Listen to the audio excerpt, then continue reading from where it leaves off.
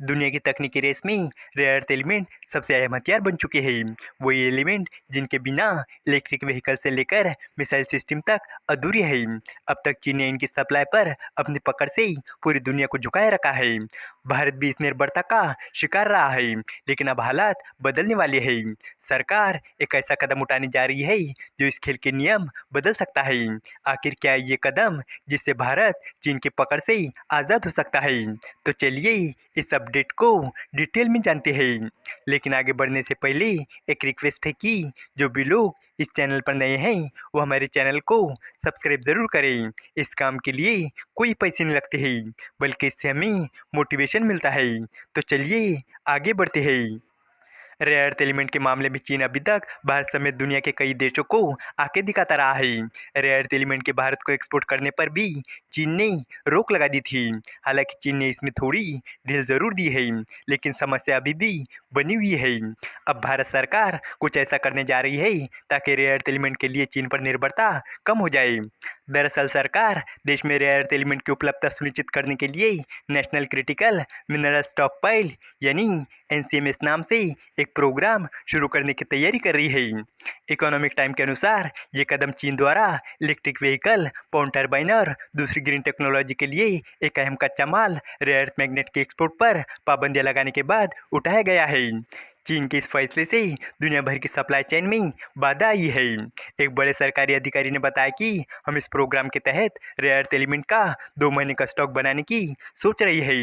इसमें निजी कंपनियों की हिस्सेदारी पर भी ध्यान दिया जाएगा। उन्होंने आगे कहा कि शुरुआत में हमारा ध्यान रेयर अर्थ एलिमेंट पर रहेगा। अधिकारी ने भी बताया कि बाद में इसका दायरा बढ़ाकर दूसरे अहम खनिजों को भी इसमें शामिल किया जाएगा। रेयर अर्थ एलिमेंट 17 एलिमेंट का एक ग्रुप है जिनकी केमिकल प्रॉपर्टीज एक जैसी होती है। इन एलिमेंट का इस्तेमाल हाईटेक चीज़ों में होता है, खासकर रेयर अर्थ मैग्नेट के रूप में। ऐसा इसलिए है क्योंकि इनमें मैग्नेटिक और इलेक्ट्रिकल प्रॉपर्टीज होती है। ये प्रोग्राम सरकार के घरेलू स्तर पर रेयर अर्थ मैग्नेट के उत्पादन को बढ़ावा देने के प्रयासों का हिस्सा होगा। इकोनॉमिक टाइम ने पहले बताया था कि एक प्रमुख इंटरमिनिस्ट्रियल पैनल ने अगले 5 सालों में 6000 टन उत्पादन के लक्ष्य के साथ रेयर अर्थ मैग्नेट के उत्पादन को बढ़ावा देने के लिए 7300 करोड़ रुपए से ज़्यादा की प्रोत्साहन योजना को मंजूरी दी थी। नेशनल क्रिटिकल मिनरल मिशन के तहत सरकार ने सप्लाई में रुकावटों से बचाव और घरेलू उपयोग के लिए खनिजों की उपलब्धता सुनिश्चित करने के लिए 500 करोड़ रुपए अलग से रखे हैं। हालांकि इस सेक्टर के एक्सपर्ट का कहना है कि चीन रेयर अर्थ मैग्नेट के एक्सपोर्ट पर पाबंदियों में ढील के शुरुआती संकेत देने के बावजूद ये पाबंदियां अभी भी जारी है। इंडस्ट्री के एक्सपर्ट का मानना है कि स्टॉक पाइलिंग यानी खनिजों को स्टोर करना नेशनल क्रिटिकल मिनरल मिशन की सफलता के लिए अहम है, लेकिन भारत के पास रेयर अर्थ एलिमेंट को अपने देश के भंडार से निकालने की तकनीक अभी सीमित है। यही कारण है कि इन खनिजों की ज़्यादातर सप्लाई फिलहाल इंपोर्ट पर निर्भर है। अनुमान है कि भारत के पास कोस्टल और इनलैंड भंडारों में 7.23 million ton rare earth oxide है, जो 13.15 मिलियन टन मोनाजाइट में बन है। ये मोनाजाइट आंध्र प्रदेश, उड़ीसा, तमिलनाडु, केरल, पश्चिम बंगाल, झारखंड, गुजरात और महाराष्ट्र में पाया जाता है। सरकार ने अब तक 5 चरणों में नीलामी की है, जिसमें 55 अहम और रणनीतिक खनिज ब्लॉकों को बोली के लिए रखा गया है, जिनमें से 34 सफलतापूर्वक अलॉट किए गए हैं। पिछले महीने सरकार ने एडिशनल ब्लॉकों के लिए नीलामी का 6ठा चरण भी शुरू किया था। इसके अलावा आपको बता दूं कि अमेरिका और चीन के बीच तनाव इस हफ्ते बहुत ज़्यादा बढ़ गया है। अमेरिकी राष्ट्रपति डोनाल्ड ट्रंप ने चीनी सामानों पर 100% टैरिफ लगाने का ऐलान किया है। उन्होंने राष्ट्रपति जी जिनपिंग के साथ होने वाली एक मीटिंग को रद्द करने की धमकी भी दी है। चीन ने इसका जवाब टैरिफ से नहीं बल्कि रेयर अर्थ एलिमेंट से दिया है। चीन ने रेयर अर्थ एलिमेंट के एक्सपोर्ट पर कड़े नियंत्रण लगा दिए हैं। ये मिनरल अमेरिका की चिप और रक्षा उद्योग के लिए बहुत ज़रूरी है।